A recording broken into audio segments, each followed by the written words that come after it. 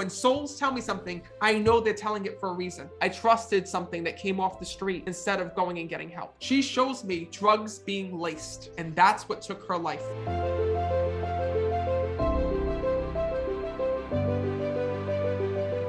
Okay, well, first of all, there's a soul that I keep seeing that passed under mysterious circumstances when I'm connecting. I keep seeing a soul trying to be woke up here in the physical world. So who was found sleeping or unconscious here in the physical world and departed? My daughter.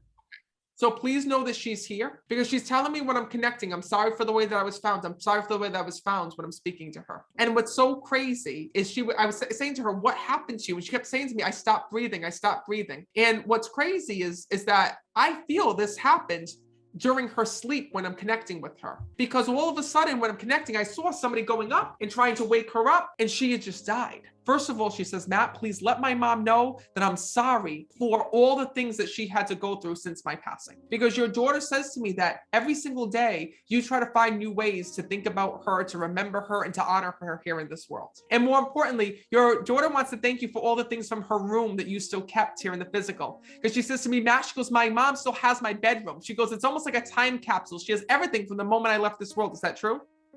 That one of the things that she also wants to bring up as well is the fact that you think back to her, because she says to me, Matt, my mom goes through these daydreams, because our loved ones can hear our thoughts, as creepy as that sounds.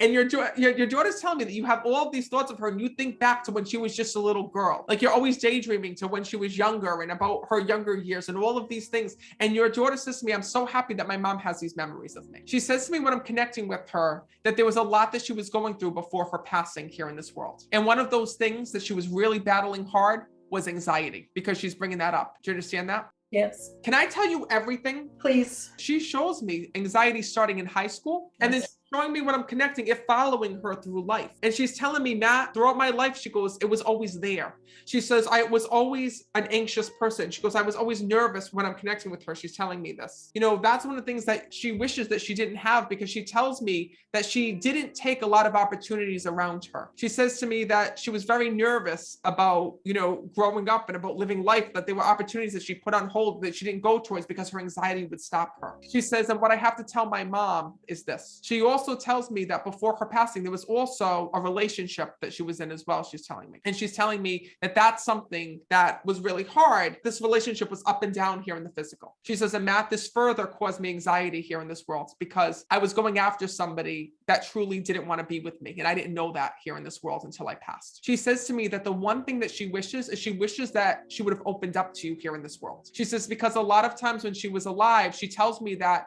she shut you out and shut you down because she didn't want you to know about a lot of these things.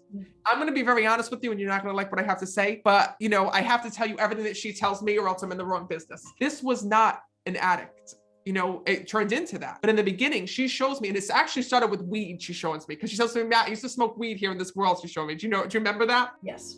Started like that in high school. But then she says to me that, Matt, she goes, as I got older, she goes, I felt like I couldn't function. She goes, I felt like this anxiety just overtook me. She says to me, Matt, she goes, I went too far down the rabbit hole. She goes, I thought I had this under control. She says, I thought I was smart, because she's showing me what she did. She shows me that she would take a little bit and then she would stop, and she would take a little bit and she'd stop. But there's also something that's really interesting here about the night that your daughter died. And that is she didn't know what she was taking. Yes. She shows me drugs being laced, and that's what took her life.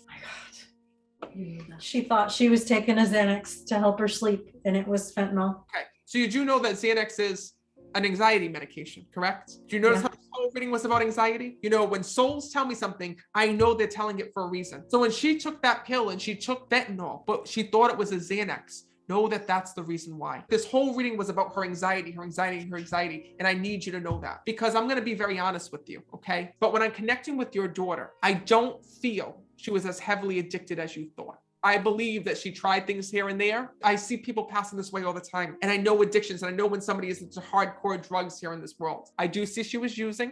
That's not a question in my mind. But I do see when I'm connecting with her that she was using it for anxiety. And she thought that this was the only thing that was helping her. But she says to me, Matt, if there's one thing that I could do, if I could go back and redo my life, I would have listened to my mom. She says, I would have gone to a doctor. She says, because my mom gave me so many different options for care. She says, and I didn't do it. She says, so for that, I'm sorry. She says, instead, I trusted something that came off the street. She says, instead of going and getting help. But your daughter is telling me that the reason why she's coming through is for you. She just said to me, Matt, I want my mom to wear her cross again. She said to me. Oh my God. I just took it off a couple days ago. She says, tell her to wear that cross. She says, because since my passing, she says, my mom has been questioning if there's heaven, if there's an afterlife, if there is another side, because you've been feeling so much pain. And she says to me, this is not what my mom is like. She says, my mom hasn't been this way. She says, my mom had the most faith here in this world. My mom taught me about God. So she says to me, please put that cross back on. She says, because the one thing that I realized when I went to the other side, she says, I realized a few things. She says, I realized there was heaven. I realized there was an afterlife.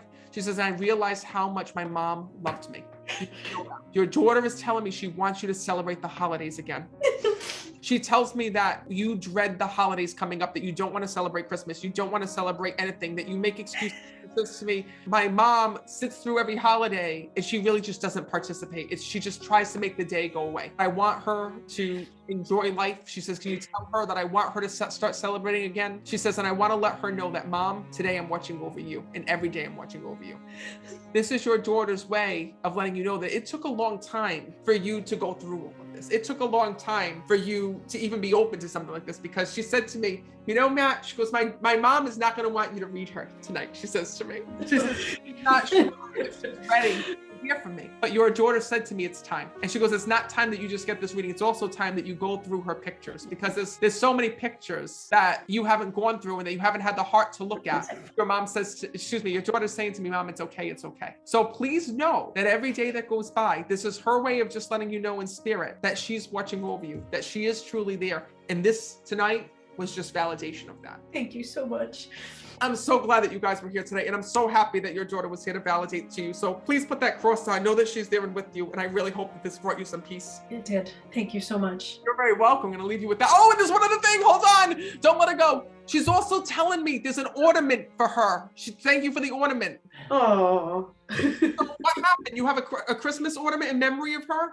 Perfect. So know that, she says, Matt, my mom's really not celebrating without me. She says, when you put that on the tree, please know that I'm there and with her. Thank you. Thank you, Matt. I'm going to leave you with that.